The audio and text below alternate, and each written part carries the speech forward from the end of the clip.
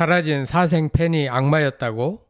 조문객을 모두 울린 여동생의 통곡, 수백억 유산의 행방 알고 보니 고 송재림은 어렸을 때 본인이 가난 때문에 큰 고생을 했기에 가계부를 쓰면서까지 재산을 모아 이젠 럭셔리한 집을 장만하게 되었고, 성장하고픈 욕구도 컸기 때문에 다방면에 걸쳐 뭔가를 배웠고 자격증도 많이 땄습니다. 하지만 그는 주식 투자에 성공하지 못했고 일본 사생 팬으로부터 집요하게 스토킹을 당해 심한 고통을 겪었습니다. 그럼에도 이런 이유만으로 그가 극단적 선택을 한 것으로 보긴 어렵습니다. 송재림은 배움을 통해 성장하고픈 욕구, 매사에 성실하고 의욕적인 삶의 자세, 수려한 외모, 착한 마음과 효심 등 모든 면에서 모범이 되는 아까운 배우였습니다. 갑자기 유명을 달리하여 그 슬픔이 더욱 큰 것 같습니다. 고인은 15년간의 배우 생활을 통해 수없이 많은 작품에 출연하여 상당한 재산 축적을 이루었을 터, 그의 갑작스러운 죽음으로 인하여 그가 평생 모은 유산의 행방에 관심이 쏠리고 있습니다. 구독, 좋아요, 알림 설정은 사랑입니다. 더 좋은 영상으로 꼭 보답하겠습니다. 고 송재림의 발인은 14일 오늘 낮 12시 서울 여의도 성모병원 장례식장에서 엄수되고 장지인 서울시립승하원으로 옮겨져 화장 절차를 밟게 됩니다.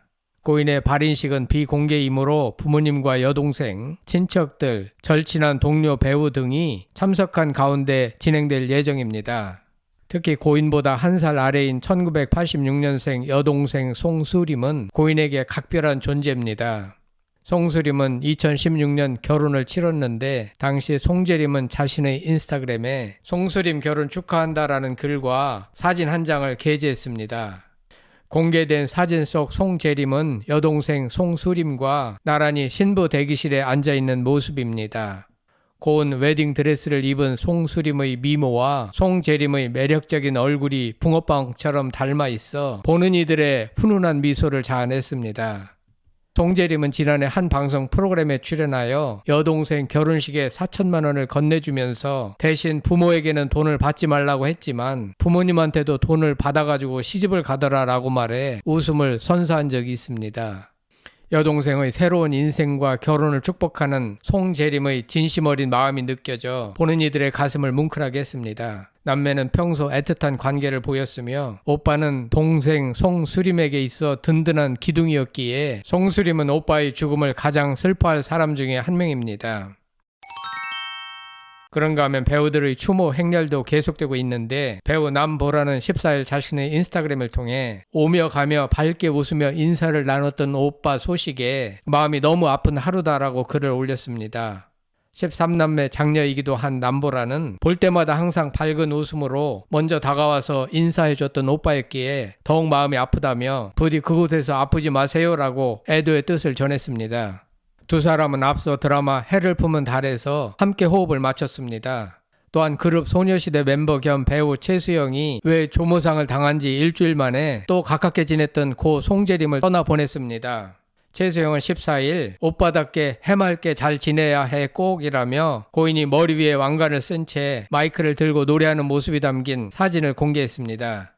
최수영과 고인은 지난해 연극 와이프를 통해 인연을 맺었습니다. 두 사람은 이 작품으로 데뷔 후 처음 연극에 도전했던 바, 최수영은 연극으로 송재림과 친분이 생겼지만 결국 1년여 만에 갑작스럽게 이별하게 됐습니다. 또한 13일 솔비는 개인 계정을 통해 삼가 고인의 명복을 빕니다라며 고 송재림의 사진을 올렸습니다. 사진 속 송재림은 진지한 표정을 짓고 있는 모습으로 흑백 사진 안에 남겨진 그의 모습이 쓸쓸함을 더합니다. 솔비는 고생했다. 나는 내가 정말 자랑스러워라는 구절에 밑줄이 그어져 있는 책의 한 장을 담아 송재림을 보내는 먹먹한 심경을 전했습니다. 이와 같이 연예계의 애도 물결은 끊임없이 이어지고 있습니다. 그런가 하면 13일 영화 제작사 무암 측은 영화 폭락, 사업망한 남자를 오는 2025년 1월 중순에 개봉한다고 밝혔는데요. 이 작품은 2022년 루나 코인 폭락 사태를 모티브로 한 독립영화입니다. 기대되는 영화 개봉을 앞둔 송재림은 과연 무슨 이유 때문에 유명을 달리한 것인가? 더구나 송재림은 본인이 평생 소원했던 부의 축적도 어느 정도 이뤘습니다. 지난해 2022년 9월 17일자 스포츠조선 기사에 의하면 송재림은 17년 만에 새창살 월세방에서 럭셔리 하우스를 구입했다는 기쁜 소식을 전했습니다. 해당 기사는 당시 방송된 KBS ETV 신상 출시 편스토랑에 소개된 송재림의 일상을 소개했는데요. 이날 송재림은 자신의 집을 최초로 공개했고 럭셔리한 그의 집은 넓은 거실에 전체적으로 미니멀한 분위기, 그레이 톤의 깔끔하고 심플한 주방이 인테리어 잡지에 나와도 될 정도였습니다. 이날 집을 소개하면서 털어놓은 송재림의 고생담은 시청자들을 놀라게 했는데요. 그 전에 살던 집은 월세였던 것이었고 이사만 4번 다닐 정도로 맨손으로 시작해 당시에 집을 장만한 것이었습니다. 송재림은 그 전에 월세로 살던 집이 다 이 동네다. 제가 금호동에서만 이사를 4번 다녔다. 당시에 월세방 화장실에 새창살이 있었다. 내가 열심히 살기는 했구나 라고 밝혔습니다. 송재림은 돈을 벌어 부모님을 도왔고 여동생 결혼할 때 현금 4천만 원을 지원했습니다. 송재림은 데뷔 15년 만에 수없이 많은 작품에 출연하였고 이젠 서울 소재 럭셔리한 대형 주택을 마련하였고 상당한 부의 축적도 이루었습니다. 이와 같이 그가 출연하는 작품도 좋은 성과를 내고 경제적 자립도 이루어가고 있는 터에 무슨 까닭으로 삶을 포기했단 말인가. 한편 송재림은 다양한 분야에서 배움을 추구하였고 삶의 의욕도 넘쳤는데요. 2022년 2월 방송된 KBS ETV 신상 출시 편스토랑에서 송재림은 다양한 취미를 공개했습니다. 이날 송재림은 취미로 하고 있는 게 있다며 향수를 공부하는 모습을 공개했습니다.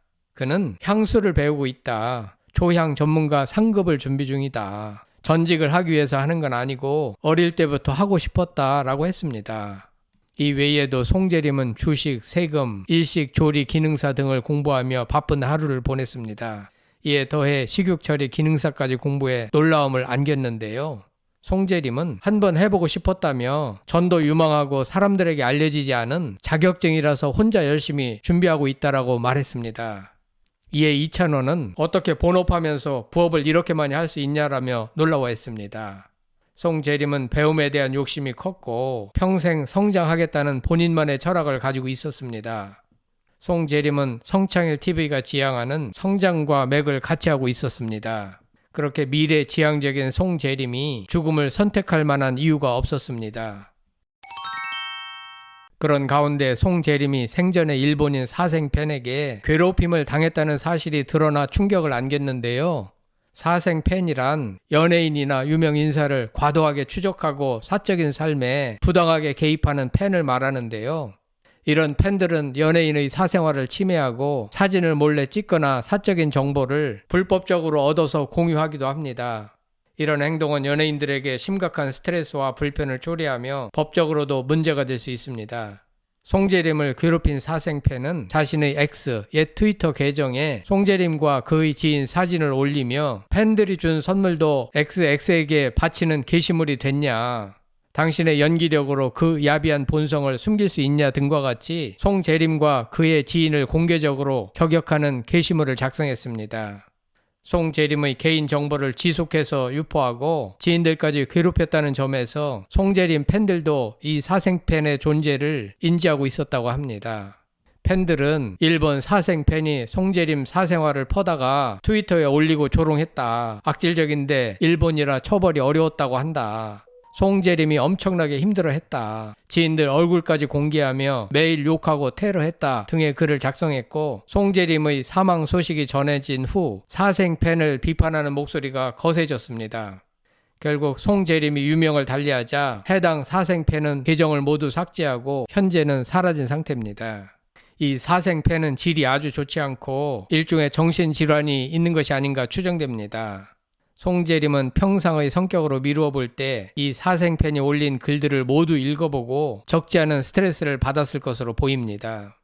하지만 사생팬의 악성 글로 인하여 목숨을 끊었다고 단언하기 어렵습니다. 그런가 하면 지난 2022년 5월 유튜브 채널 MK 스튜디오에는 안녕하세요에 출연한 배우 송재림, 이윤지, 김환희의 인터뷰 영상이 올라왔는데요. 영상에서 송재림은 버킷리스트에 대한 질문을 받았습니다. 그는 겉멋이긴 하지만 내 장례식장에서는 샴페인을 터뜨릴 거다. 축제 같은 장례식이 되는 게 내 버킷리스트다라고 했습니다. 또 죽음을 앞두고 가장 먼저 생각날 것 같은 사람이 누구냐는 질문에 역시 부모님일 거다. 하지만 내가 먼저 갈 수는 없지 않나 라고 말했습니다.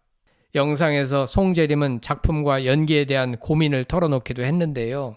그는 시대도 바뀌는 것 같고 나는 어느 순간 스포트라이트 밖에 있고 나이가 먹어가고 그런 고민을 한창 할 때인 것 같다며 40대를 준비하는 남자 배우로서 이것저것 계속 시도해보는 중이라고 이야기했습니다.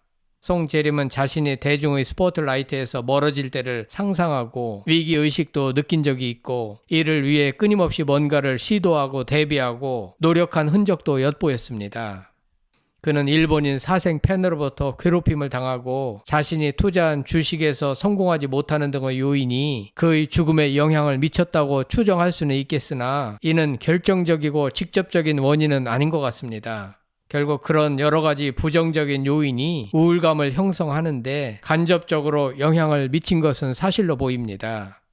이런 관점에서 볼 때 좀 더 적극적인 마음 관리를 했더라면 하는 아쉬움이 남는 것 같습니다. 그가 평생 축적한 상당량의 유산은 법적으로 부모와 여동생에게 2대1의 비율로 상속될 예정입니다. 하지만 부모님이 양보한다면 어쩌면 어마어마한 재산이 여동생에게로 상속될 가능성도 높아 보입니다. 고인은 이제 이 세상에서의 짧은 생을 마감하고 저 세상 영면의 길로 접어들었습니다. 사생 팬도 없고 아픔도 없는 천국에서 영면하시길 빌겠습니다. 성창힐 TV였습니다.